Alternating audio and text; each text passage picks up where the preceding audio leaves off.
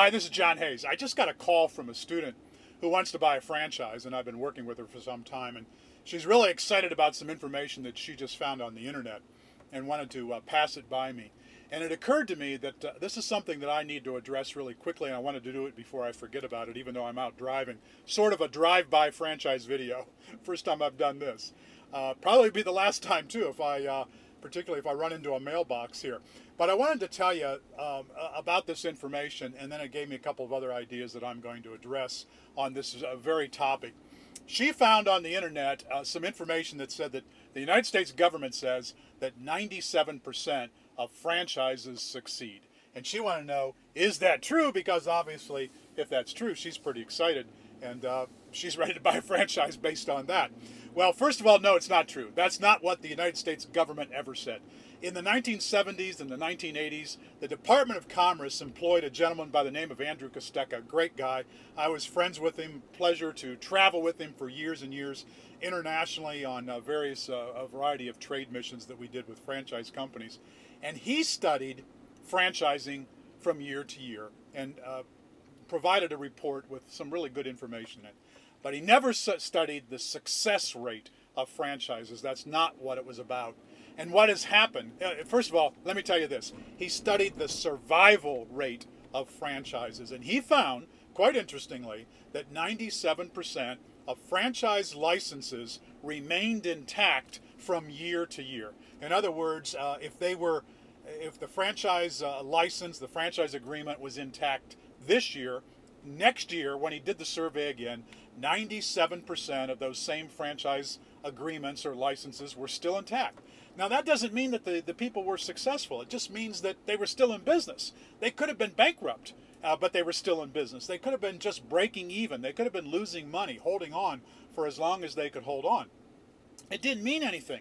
Yeah, it was significant that franchises have a long survival rate, much better than non-franchise businesses, because we know that in the case of non-franchise businesses, they do not survive from year to year. In fact, the government studies and lots of other studies by universities and independents have said that half of all non-franchised independent startups fail within the first year of going into business, and as many as 85% never make it to their 5th anniversary in business. And it's pretty startling information when, particularly if you're the one putting up $100,000, $500,000 to go into a business.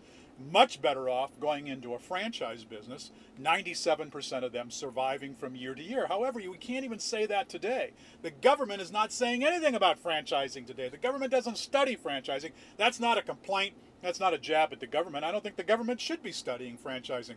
We got plenty of universities and private entities that are looking into franchising, and probably can always use more, but we don't need the government. The government's better off spending its money elsewhere, particularly nowadays. So no, that information is not correct, but it is all over the internet. And here's what happened. Some crafty, overzealous franchise development folks, people who sell franchises, they saw that it's just a matter of a few letters in a word. They both start with S. So they substituted success for survive, and suddenly it's all over the internet in various places. I don't know that it's all over, but it's in a lot of places on the internet that 97% of franchises succeed according to the United States government. Well, not true, was never said. And besides that, who cares? It's not relevant. You're not going to buy the average franchise, or you're not buying based on a statistic that would be across the board, a statistic that doesn't exist anyway. And nobody knows the success rate of franchises across the board. And again, I would say it's not relevant, because if you buy a franchise based on that statistic and you happen to buy one of the 3% that fails, you're not going to be too happy about that. And you shouldn't have been there anyway. That's not the way to approach buying a franchise. 97% of some franchise networks may very well succeed year after year. And you can find out that kind of information, and you should find out that kind of information. And this is what occurred to me. I wanted to get this information to you fast while it was on my mind before I got back to the office and got involved in a dozen things, and I forgot to address it. And so I just got off the phone with this student, and the information is fresh on my mind, and I wanted to share that with you. And then I'm going to produce a series of 3 to 6 really short, to-the-point videos, maybe 3 minutes, 6 minutes at most, to tell you more about how to do the investigation to make sure that when you invest in a franchise that you're going to make a wise decision. Franchising is a great way to get into business. There's no doubt about that. Lots of people do very well as franchisees, and perhaps you can too. Franchising is not for everybody. You got to make sure that it's right for you, and I'm going to help you do that through a series of these videos that I'll produce shortly.